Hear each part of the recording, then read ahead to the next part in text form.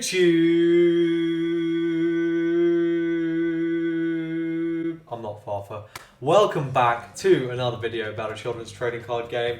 Big day today. Thank you Sundial, my Simian level supporter. This video is sponsored by Triple Sleeve TCG. If you want to pick up any set 3 product, and you will, please use my affiliate link in the description.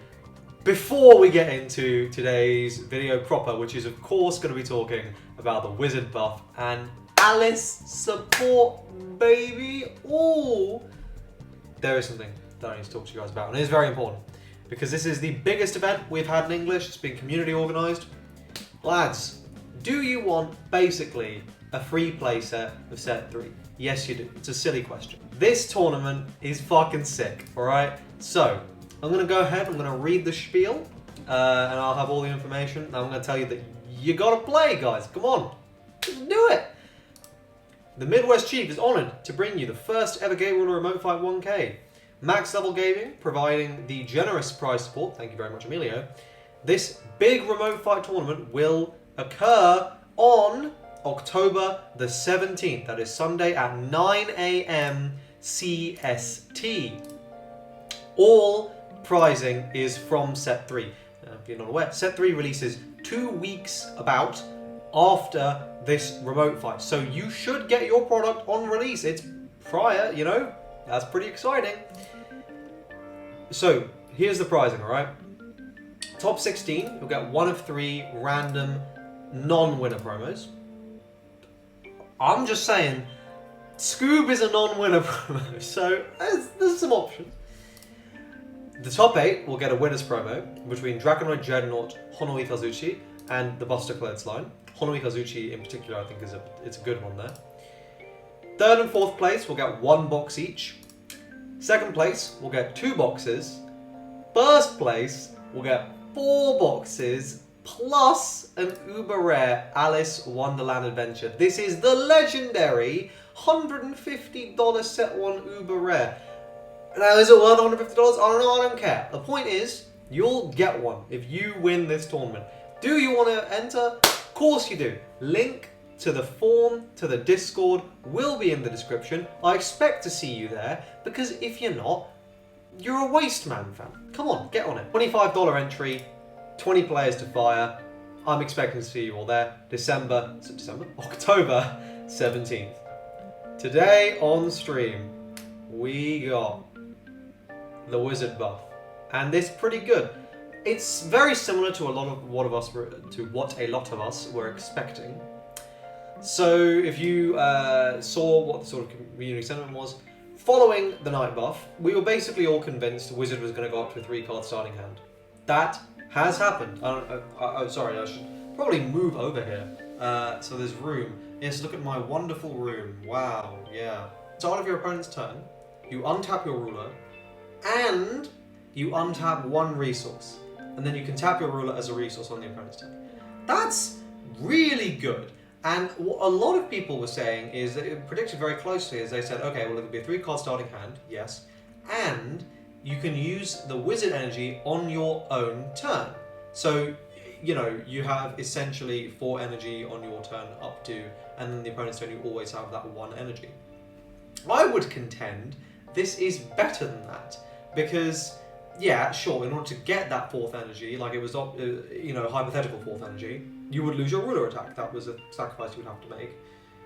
And on top of that, like, this way, you're sort of always guaranteed that you can do Guardian Summon, right? You can play a Lucifer, you can play a Verbelsion, or whatever the localization is, right? You always have those options. You can play more level 1. It's like, you are guaranteed that every turn. And the nice thing is, like, because of the way that, you know, the turn cycles just work, right? Like, you untap your ruler and you untap 1 resource, and at the start of your turn, you'll untap 2 more resources. So if you want, you'll have 3 energy available to you on your turn. That's, you know, you just have to not use 1 of them on the opponent's turn, which in this previous system, you wouldn't have been able to anyway. And so you'll have that 3 energy. But on the opponent's turn, conversely, if you just really need energy to be able to do things, you're always going to have 2. And it's really nice. I think this is a really, really good buff. And I think it I would be shocked if Wizard is not at least a little bit playable now. Like, it was so bad before. Now, yeah, okay, the stats are dog shit, don't get me wrong. 10 life is peak. However, having 2 energy guaranteed every time. Oh, look, man, Lucifer's a hell of a card. Like, Babilcion's a hell of a card. Like, being able to just play those, specifically Lucifer, as well as, I'll get into it, the support we've seen for Alice, and presumably more of these like 1-cost events that will be far more viable as Wizard. I'm excited to see where this goes. What do you guys think though? Let me know in the comment section down below. Do you think this is a good buff? Enough about Wizard for now. Let's talk about the new Alice support, and I think you all know that this is my favourite deck in the game. If I haven't explained why, in Ikeda's previous game, not that he was working on it at the time this deck came out, there was a deck called Black Orc. It was a Conan crossover with the game, Detective Conan, or Case Closed in English, and I think it's the best deck in any card game. Like, it's a beautiful thing. Basically, you would just constantly call things from hand, bounce things, interact with the opponent, bounce your own stuff to call more things. And it was like, you played the game kind of differently to everyone else, because you just spend your first turn just gaining a shit ton of resources, and then after that, it was pure resource management alongside your hand management, and just making sure that you could basically stop your opponent from being able to do enough things that you could just kill them. It was super sick, man. Like, it was highly interactive, and whilst not necessarily the most fun deck for the opponent, definitely a lot more fun than like a lot of the other decks that existed. In my opinion, Alice is just this, but brought way, like, Alice is Black Orc just crashed down to the power level of an early TCG, which, you know, as far as I'm concerned, means I'm going to be vibing with this deck with support for years to come. I cannot imagine this deck will ever stop getting supported, to be honest. Like, it's, you know, it's a popular one in terms of just the artwork in general.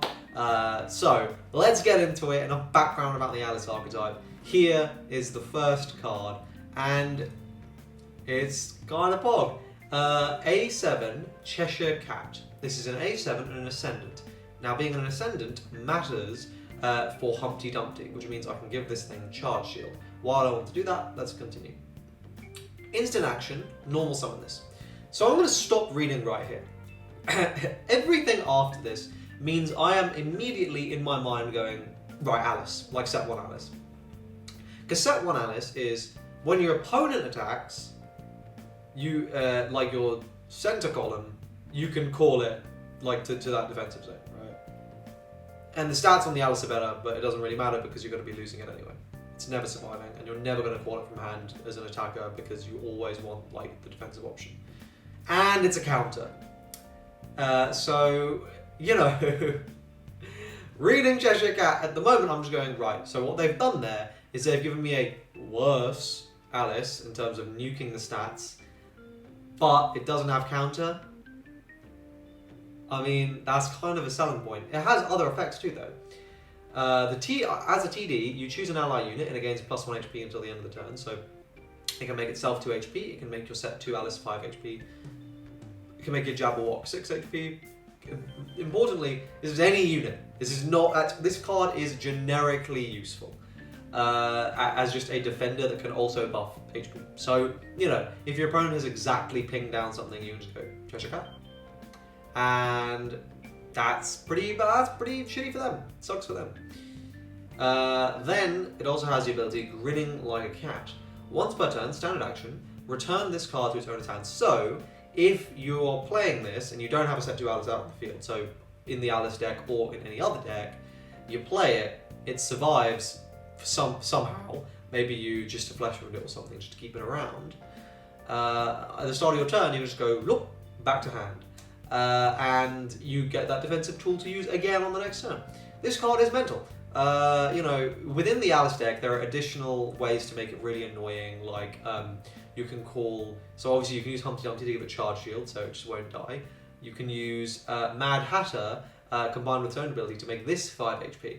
And like a lot of the time, the opponent will just ignore Alice. They'll be like, alright, fuck it, I'd rather like deal with the resource, like, you know, Alice is only good as long as you have the cards in the hand to facilitate Alice. Otherwise, it's a bad card.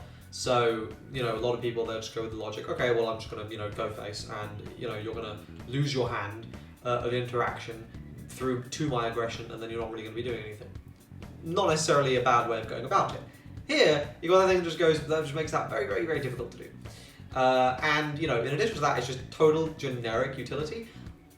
I feel really bad saying this in light of the 1K prizing, but I don't know, man. I'm finding outside of the Alice deck, I don't think there's any way you run set 1 Alice now when you have Cheshire Cat, because like it's taking up a counter spot and the counter's not good. So yeah, I think that's, you know. And then in the Alice deck, I'm still iffy on whether you'd want to play any set 1 Alice, because again, counter space, I mean, you've seen the Atlas support in set 3, right? Like, I want to play an Embrace of Eons, right? I don't want to fucking be playing a counter to, like, you know, untap something, and fuck that. So, kind of an L, they kind of went, you don't need set 1 Alice anymore. $150 Uber. It's fine, the boxes are the main draw anyway. Next, this card is just as exciting somehow. A7 Madame Duchess. This is an A7, a Warrior, and a Regent Leaf. So of course A7, you know, all the Alice synergies, as with Cheshire Cat. Warrior, there are synergies there. Maybe you can do some spicy Genesis summoning things. Regent Leaf means you can enhance this for Lucifer. TD, deal damage to the opponent. What? This is a 5/1/1. Like, it's got good removal stats.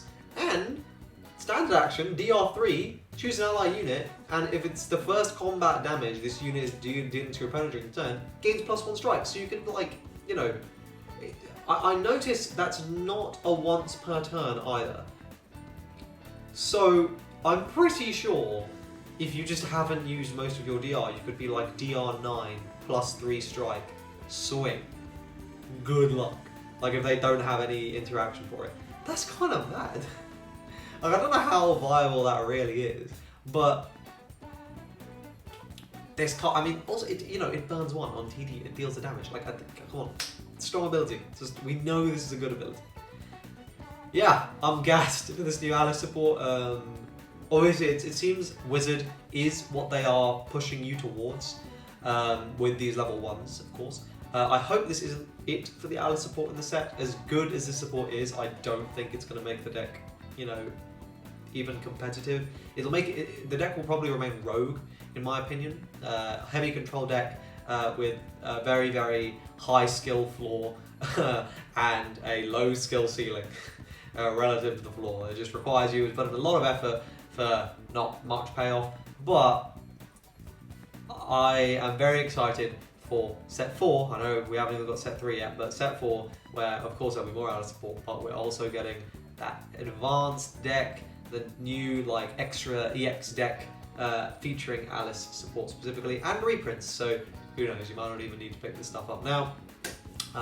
If you are interested in learning, by the way, excellent segue on my end. If you are interested in learning about what cards you should be picking up from set 1, or set 2 rather, for the set 3 meta, that video will be coming soon, so please subscribe to the channel and turn notifications on. Like 10% of you have done it, come on. If you want to see that video as soon as it goes live and beat the buyout. I hope you guys enjoyed this video today. If you did, like the video, subscribe to the channel, as I just said. Please do let me know in the comment section down below what you think. Sign up to the 1K, please. I want this to be a big success, so let's make it a big success, guys. Come on, it's $25. It's $25. Just have a fun Sunday. Do it. And I will see you guys in the next video. Cheers.